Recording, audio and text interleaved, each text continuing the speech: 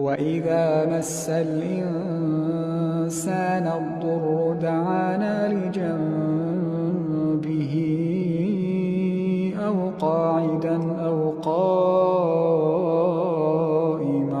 فَلَمَّا